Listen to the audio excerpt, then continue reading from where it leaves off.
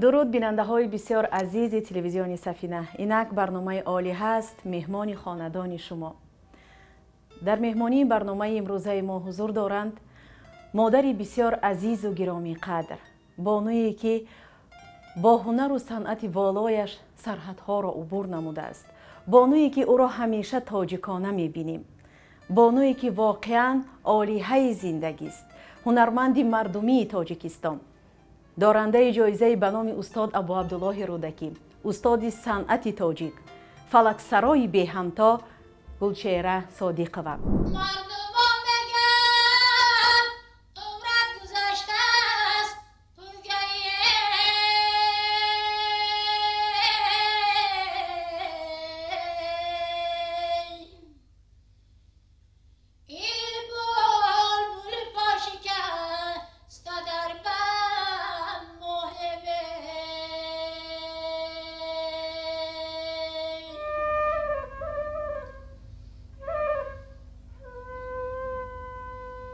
هر قدر که فلک را از بلندی ها سرایند، همان قدر به مقصد موافق تر است.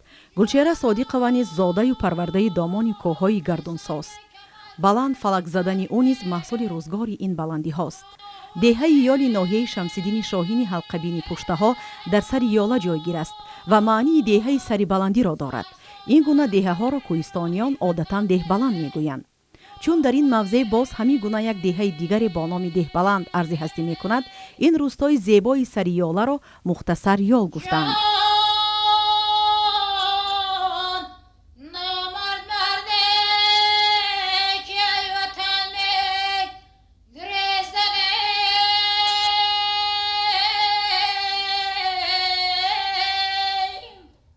فلکسرایی را گلچهره صادقова در این دهه بلند که در کنار کوه بزرگ و سر به افلاک ریجاب قرار دارد از آوان جوانی آغاز کرده است و شاید استاد نخستینش کوهها و پشته ها و دریاها باشند که او وقت صدا سر میداد آنها عکس صدا می کردند و احتمال هماواز می شدند. گلچهره برآورد و فراورد و جور و ناجوری صدایش را از عکس صداهای هماوازی درست می کرد.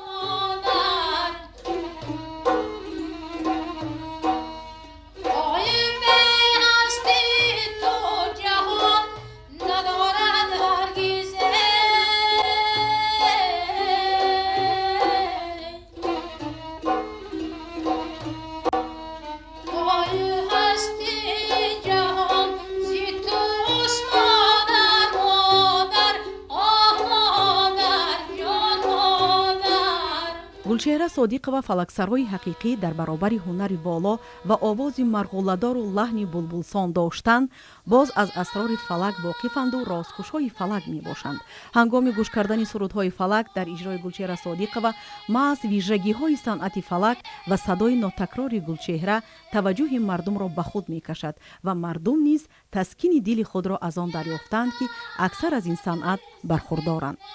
هنوز هنگامی در صنف دویم خواندنش میان مردم با عنوان گلچهره فلک خان نام برآورده بود و در جشن‌های عروسی برای همدیاران خود ترانه‌های جیگری میزد. بعد از چند معرکه مردمی دهه دیگر به سراغ هنرمندان بیگانه نمی‌رفتند. او انا همین طور بیگمان و ناعیان از یک دهه خردکک سر یاله به دنیای فرهنگ و هنر ره برد و تا مرتبه رسید که دیگر عمر گلی سری سبد معرکه های مردم شد. او که در این بلندی های کوههای سر به افلاک روزگار کرده بود باز میل به بلندی های دیگر کرد. محض همین فضیلت بلند پیسندش عاقبت سرفراز و موفقش کرد و به روز روزگاری نیکش رساند. گلچهره صادقова سراینده صرف مردمی است. از این لحاظ که تمام پهلوهای هنرش، رفتار و گفتارش، اتیکا و استتیکای هنروریش از آغاز فعالیت تا این جانب از جوهر فرهنگی، مادی و معنوی مردم فیضبار گشته است و آن را در پیراهن بغایت بلند صنعت هنر سنتی به جهانیان معرفی می نماید. عمری عزیز خیش را فدای صنعت و هنر نموده در دنیای پرپیچ و تاب هنروری با کامیابی و سرفرازی موقع و مرتبه خیش را دریافته است.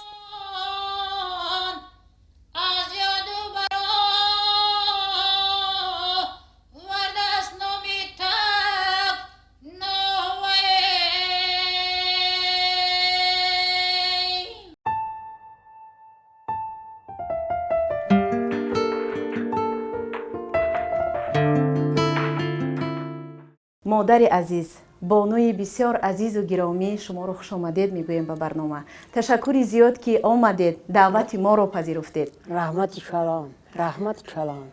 در آغاز فصل زیبای بهار و جشن مادر را برایتان تبریک میگوییم. مبارکتان باشد. سلامت باشی، سلامت باشی. رحمت سلام، رحمت سلام. هزار رحمت. جان این خورد کلام زیتوس مادر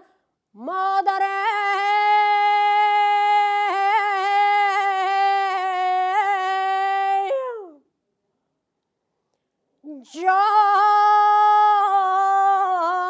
این نام نشان زیتوس مادر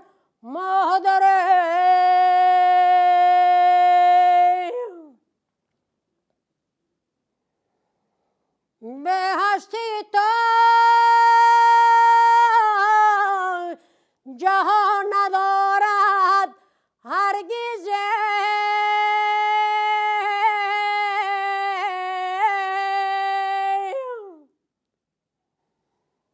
جان هستی جهان زیتوس مادر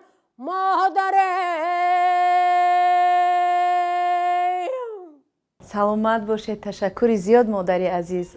آوازتان خسته نباشد. رحمت سلامت باشی. شما یکی از استادان بزرگ صنعت تاجیک در ژانر فلک، یکی از هنرمندان محبوب دل و دیده، سالیان زیاد صنعت سنتی مردم تاجیک را معرفی نموده اید و تا امروز صدها سرود و ترانه‌های شما در خزینه طلایی کمیته تلویزیون و رادیوی نزد حکومت جمهوری تاجیکستان محفوظ است و با این خدمت‌های شایانتان به شما اظهار سپاس و منتداری می‌نماییم. سلامت باشه بچه‌ام. با دستگیری کی به اینجا رسیدید؟ در دورای کودکیمون مایده بودنمون صنف 4 بودگی پدر و مادر ما را بهترین تربیت کردش که صنف 4 بودگی ما در کرژاک مکتب کار میکردم. با همین هنر خداوند دادگی مادر ما و پدر ما را مجبور میکرد که بچه‌ام هنرتون خار نکنین، چیزی که همون معلم ها میگن، کلانتر میگن و گپی کلانتر گوش کنین. نه که ما یک قدم گفته پدر و مادر ما دور قدم نماندیم. در اون وقتا کار صحرایی بود. در صحرا کار میکردن، درو میکردن، گندم میدرویدن. بعد همین رئیس کلخاص، برگادیل کارخاص رحمتی شادروان اکا یعقوب بدک با خانه را می اومد. ما اشار درو داریم، 10-20 مرده که زنک یک جا بشیدن درو میکردن. همین را شما اجازت بیتی که ما بریم همینجا خیلی مهنت شهرایی همه کس حقوق داشت که مهنت کنه. بعد ما را مادرمون روان میکرد پدرمون که این گفته برگادیل و رئیس چی کردن در کار نیست، رفتن در کار. بعد میرفتیم همون دشت رشکه میگن در همونجا یک برادر یک دلانه زور بود، با سایه زور هم نداشت. در همونجا آدما درو میکردن، مرد زن در همین سایه دلانه. بعد همین شیر را میخوردم و دفعه رحمتی اکای یعقوب میگرفت و لیکاکی میزد. ما فلک قطی فلکی دشتی میخواندم، با او فراش قطی میخواندم. مردم درو میکرد، هم درو میکردن که ما با پیش همین حافظه را ما برسیم. بسیار میدرویدن و تا قدرو کم میدرویدن. اشار درو دا بسیار میدرویدن. بعد بسیار وقتا همین اشار درو میکردن. بعد مرا دعوت میکردن میرفتن. بعد آدم ها را میدادن. وقت مهنت میگفتن، مزد مهنت. یک نیم مهنت میدادن. مرا 3 مهنت ای همون 3 سال هوسمند میکردن، مهنت میکردیم، میدادن. یعنی از آوان خردسالی و نورسی مهر فلک در دل شما جا گرفته بود. بله بله. رایان دشت جون میگفتن همه تمام شاوخاز و کلخاز و همه جا حاضر از نظر گذرانی میگن. اونجا دشت جون بود، یک خیرمان کلام بود. دشت جون بالای بالاش تا سر غوره همه را دعوت کرده بودم. من صنف 6-7 میخوندم. بعد همینجا دعوت کردم. ما می دتار قطی بعد برو آمدم همینجا زدم فلک خودم ناخون میکنم فلک میزنم. در همونجا یکم جور مرا دادن. ای نظر تیمور تعریف نامه بهترین برای ما کاتب کانشمال بود دادک. این در نتیجه فلک خواستن که مرا با شوهر بتن در همون قشلاقمان شادروان شوهرم دوستی آرزویوف هم خیلی همه مرا کارا مردک تویورا او میگذروندم دخترک تویورا وش همون قشلاقا ما میگذروندم همون خیلی میگذروندیم. بعد پدر مادر مصلحت دادن مصلحت خوب دادم. لیکن ما زن خداداد دادم بودم که با آدم صنعتکار ده شوهر ده دادن. بعد دید که هنری بهترینه. بعد در تئاتر مسکو که قطع شوهرم اومده کار در اومدیم. یعنی دستگیری میکردن شما رو؟ های و رحمت مثال با همه شوهر ما که دلی بزرگ داشتش که اویلش در صحنه مانده برآمد کرده.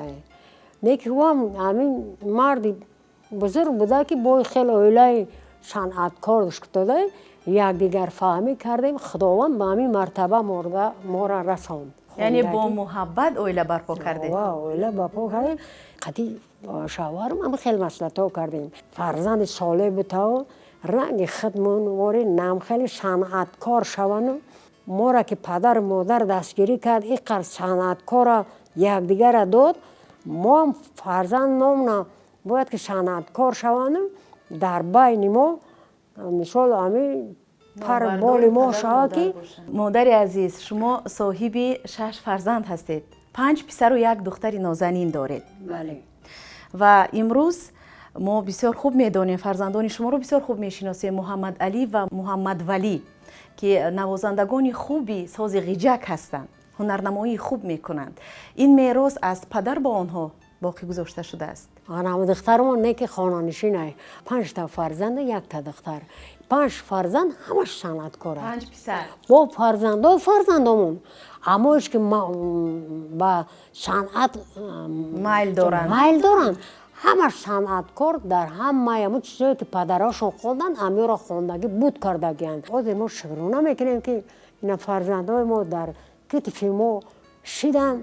مثال اینا قربان علی محمد ولی محمد علی بزرگ علی همه در هر چیزی خودشو تقسیم کردگیند که جایی که بریم در برم چختن. این برای ما یک دولت نیسته. این بهترین کاره. ما را میگیم خداوند زوره میکنیم که با همین قدر قوتی که داریم قوت بوده که با وطن عزیزمون ما خدمتای خودمون برسانیم به تمام دولت روی دنیا. چشم گیله کردن فرزندای ما دیدن دولت ها را اول چی کردن که در هر چیزی ما را نماندی. گفتم بچه ما ایامی هنر ما نان یافتیم خوردیم تمام دولت رفتم دیدم. ما میخوام که شما رنگ ما وارد چونتون یاله شود تمام دولت ها را برین ببینین یعنی بفهمین پستی و بلندی را. میگه جهان گشته باشد جهان خوردنه. با همسفر زندگیتان که یکی از مطربان چیره‌دست بودند روانشان شاد بود چقدر سرود و آهنگ‌ها ایجاد کردید؟ تا وقتی که همین شوهرم بود همین سرود و ترانه‌های ما را جدا میکردیم آهنگ میبست ما میخوندیم. ما جدا میکنیم که سرودها همش تربیوی باشه که در صدق دل همون مخلصان ما جا بگیره. همین خیلی چیزا را ما با خودمون انتخاب میکردیم. قطع شوهر ما را سالین آباد آوردن شده از نظر گذرانیده. وقتی آوردن فلک باید که ما صحنه دا امی را میخوندم دیگه امیجا باید خیلی آدمایی بود که هم خیلی روبروی بود که گفت که فلک نخون یک شعر گره بخون بعد نیکه امیجا ما قطعی شوهرم آشکه مصلحت کردیم اما خیلی گفتیم که وقتی که صحنه دا ما برومدیم صحنه در اختیار ما دیگه اوجا ما را هیچ کی مانع کردن نمیتونه اما فلک گفتگی را مصلحت کردیم در آمدیم ایامی فلک زدم بعد فرد شو وزیر مدنیت SSR بود در همونجا حضور داشت مهربان نظر چیمون بود وزیرمون بود بعد شوهرم رفت گفت که مهربان نظر میگن این فلک ممکن نیست خیلی بشه بعد هم خیلی گپ زد که دوست جان او آدمی که گپ گفته نامعقول 100 تا کرده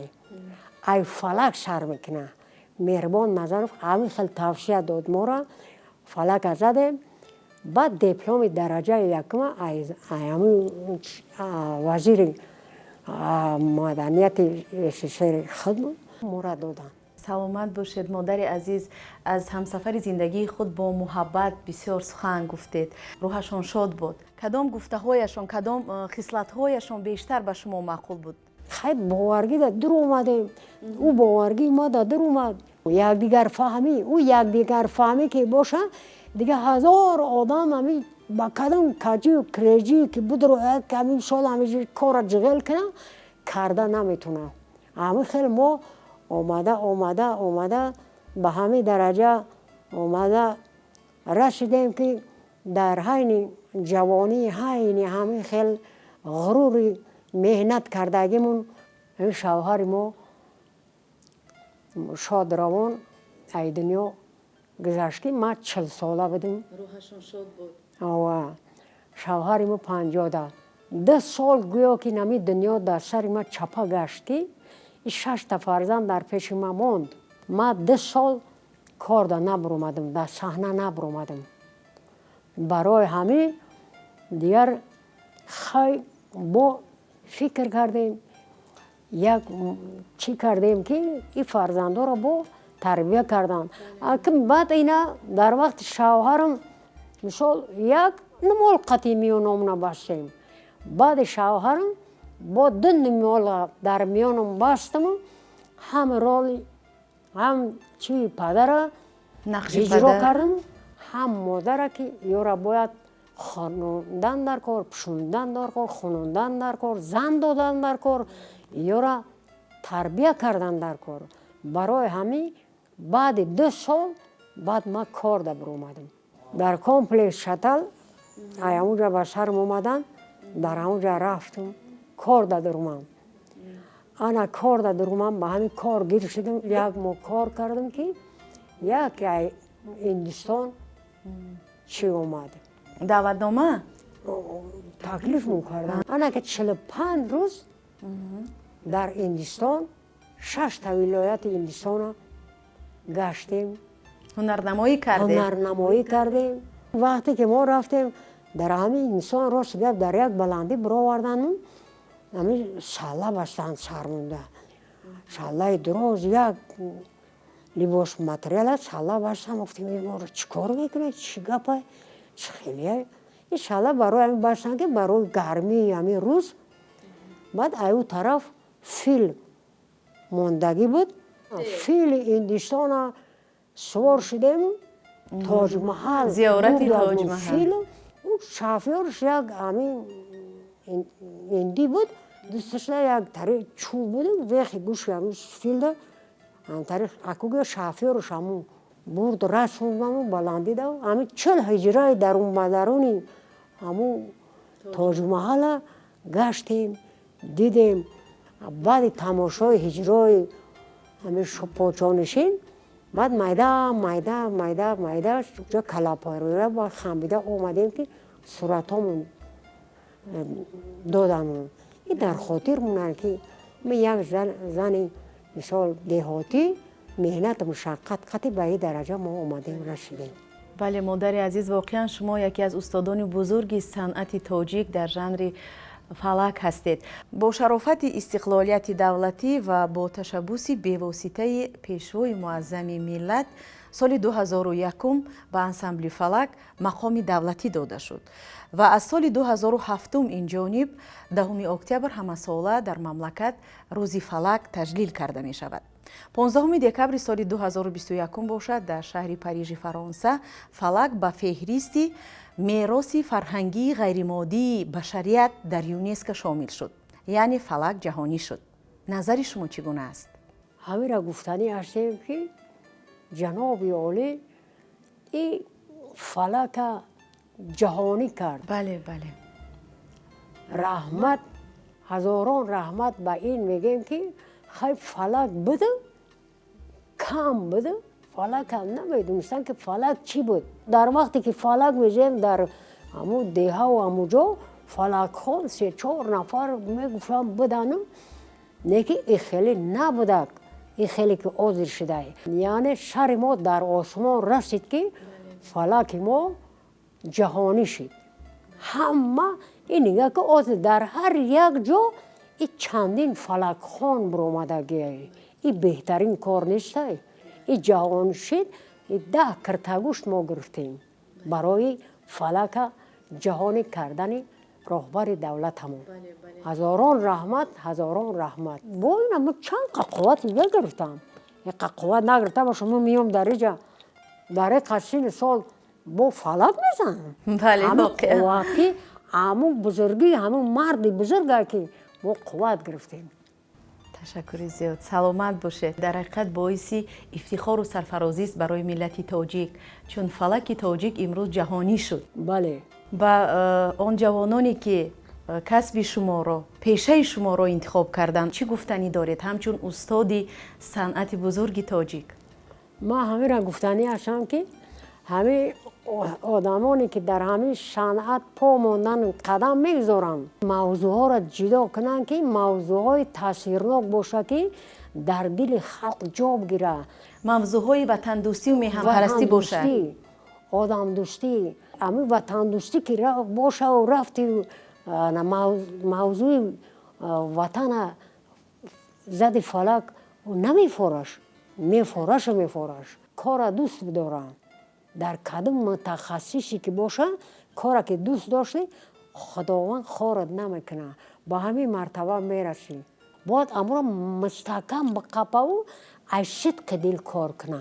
ایتاری ارجو پرگ نکنه. همرو مستحکم که قپدی همین ریشه میگیرد چی میکنه؟ خیلی که درخت میشونی او میتی سس میکنی میوه میگیرد درخت میشه به ثمر میرسه. بله تشکر زیاد مادر عزیز. شما واقعا مادری هستید که نمونه عبرت هستید.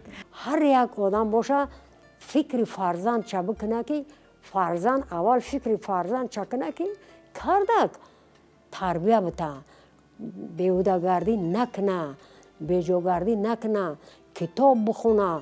همه از یک پیرانسال شد دیدک دستش بگیره ایجاش بخیزه جای پیرانسال بته. یا که همه همیا در جماعت ما بهترین کاره که کار دوست بداره. یه آدم کرتا گوش میگیره فرزند که به عقل شد، به فراست شد، خوند علم گرفت، این تربیه نمیوه. مردا و زنا را زارا میکنیم که فرزندا را همین تربیه کنن، تربیه خوب بتن، بیکار نمونند بگردن. برای که فرزند تربیه کردی در کارهای دولتی خدمت وطن میکنه. از استادان بزرگ صنعت ژانر فلک، از استاد زنده یاد آدینه هاشمов، از استادان دیگری صنعت فلک دولتمند خالف، فیضعلی حسنов چی گفته میتوانید؟ چی خاطره دارید؟ خیلی خاطره داره که ما یک جایی خطی اکای آدینه خطی دولتمند خال خطی اینایی که فیضعلی حسن هممون یک جا دائما ما یک جاییم کار میکردیم، یک دیگر فهمی میکردیم. در خاطره ما یک چیز اساسی ماندگی که وقتی دیم باره فرانسه ما را دعوت کردن قطعی آنا دولتمند خال رفتیم نه که او 6 نفر بودیم رقاصه نبرده بود نه که در حیاتش رقص مرا او ندیده بود بعد رفتیم آنا وقتی که برآمد کرد دولتمند به حد مخلصاش بسیار چپک بسیار دیگه رقاصه نبرده بود ما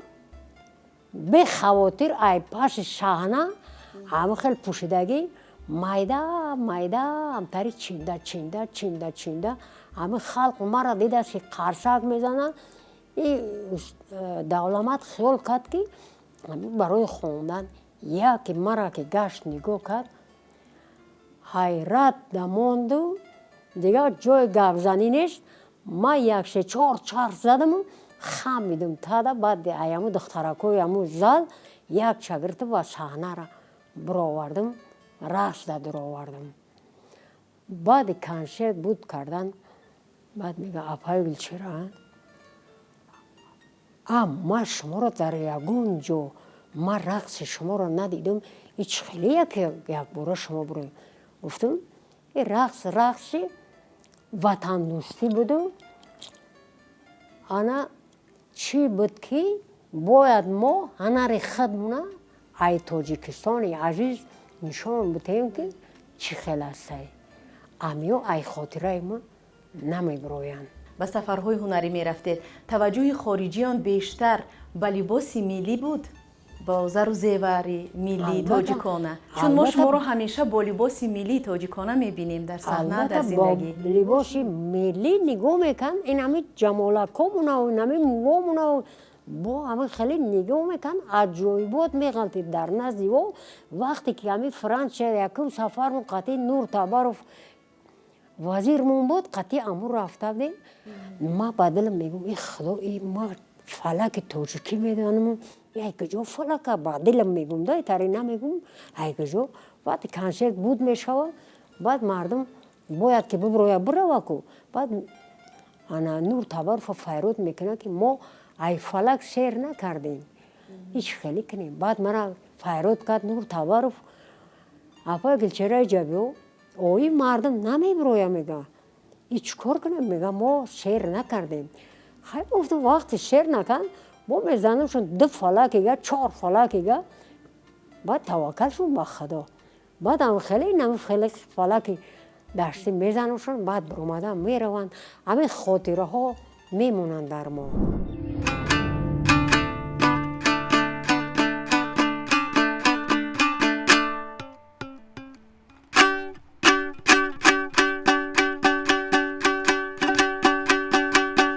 گلچهره صادقова وقتی به صحنه هنر میبراید بیشک در شخصیت او صنعت والای گذشتگان هویدا میگردد و این خصوصیت خاص به او امکان میدهد که هواداران صنعت سنتی را خیالاً به گذشته های دوری تاریخ اجدادمان ببرد و اصالت و جوهر موسیقی سنتی فلک را در ذهن و تفکر ایشان بازگو نماید.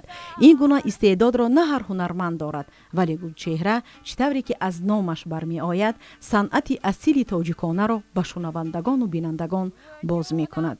قسمت به گلچهره صادقова خیلی سعادتمندی و روزگاری خوش در برابر عطای هنری بالا داده است که او فرزندانی به گونه خود هنرمند و دوستدار شعر و نوا به دنیا آورد. همه امروز هنرمندانی کسبی اند. انسمبل خانوادگی گلچهره صادقова با نام آرزو در زمان تأسیس یافتنش در یک مدت کوتاه آبرو و نفوذ زیادی کسب کرده شهرت صنعت تاجیک را به دوری‌های دور برده توانست. گلچهره صادقова توانست که توسط هیئت خردکک از صحنه‌های بزرگ آلمان و فرانسه، هلند و بلغارستان، شویتساریا و هندوستان برآمد نماید. امروز هم این گروه در نواختن سازهای دوست داشته مردم تاجیک، نی، غیژک، دف، دنبوره و تار و تنبور بی‌نظیر است.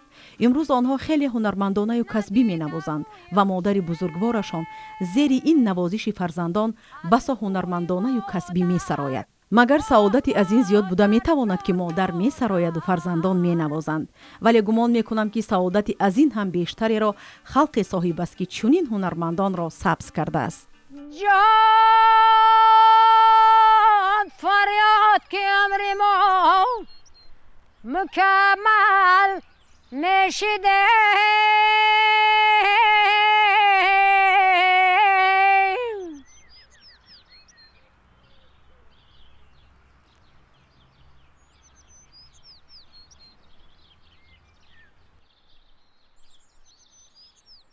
جان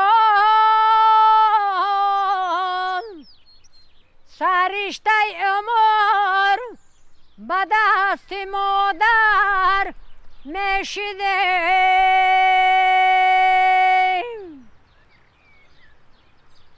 مادر میرشتا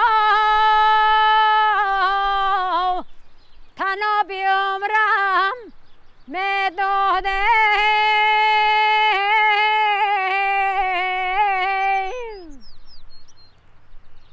جان دوران گذشتگیم که از سر میشیده لباس‌های ملی که شما به بر می‌کردید در سفرهای هنری بیرون از کشور، این لباس‌های ملی را، لباس‌های تاجیکانه، لباس چکن را، چون در برابر فلک چکن هم جهانی شد. از کجا شما دسترس می‌کردید؟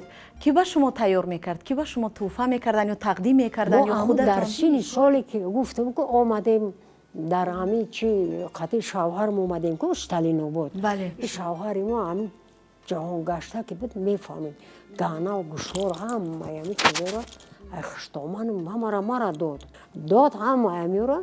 بعد گفت که همین کرتای چکنه و انا گانا و گشور هم همین را بگی در همون چینیایی که برآمد کردم با کرتای چکن برآمد کردم با کرتای گلی انا دوکا کرتای اولی یک سرودم هست که کرتای گلینت بله بله همین شعر شوهرم نوشتگی بود انا همین شوهرم نوشتگی موسیقیش بستگی انا بابای آرزو بچم کار کردگی موسیقی مرا بعد پدرشون همین فرزندام کار میکنن قطعی ما شبانه روزی کار میکنیم موسیقی میبندن خیلی همه یک جا کار میکنیم برای همین میر محبتی چقدر تنقیشینی اومد ما صنعت تماما ترک نکردیم نپرداختم هیچ هنر دیگر نگرفتم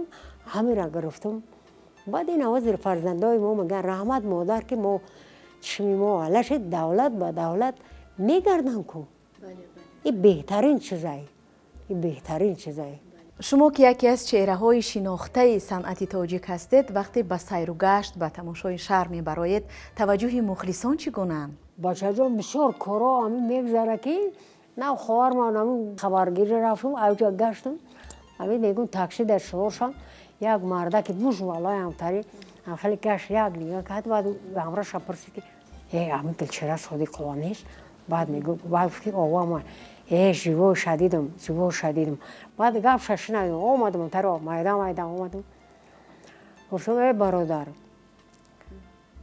زنده بودی نمی‌نه جواب می زندان نتاری دو فلاکش زدم دیگه مردک نمیدونه که بخمون سوار شم نم حیرت موند چی ای خدای ایچ خیلی بوده که چی کار بود همسایه‌اش درون خانه برو اومدن گفته که رادیو ده یا تلویزیون ده یک جای بعد اوش گفته که ای بیا ببرویم نمی آواز زنده یا پگل چرا این طریق کارا بسیار میدم میشود خاطره از مخلصان نه؟ میشود بسیار سلامت باشه ما ای همین مخلصا بیاد همین خیلی خرساندم که با خوبی بنازی مرا قبول میکنن ما هم همین مخلصا را به همین درجه قبول میکنیم که ما را قبول میکنن.